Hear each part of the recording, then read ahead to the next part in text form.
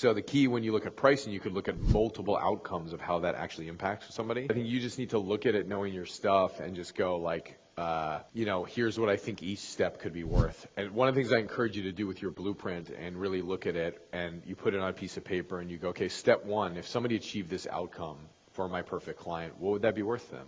And some things you can put a tangible monetary value on, and other things you would just be like, you have to estimate, okay, they'll have a better relationship. Great, what is that worth? And to that person, depending on the perfect client, you could assess and go, hey, that person who's making $250,000 a year has a better relationship. I think in the perspective of, wow, they're going to prosper even more in a better relationship. So they'll probably maybe make, if they're an executive, maybe they make 20% more next year, they make 30% more next year.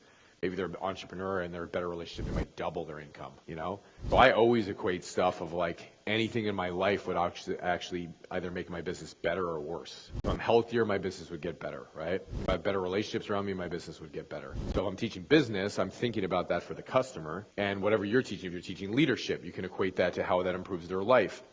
So the key when you look at pricing, you could look at multiple outcomes of how that actually impacts somebody.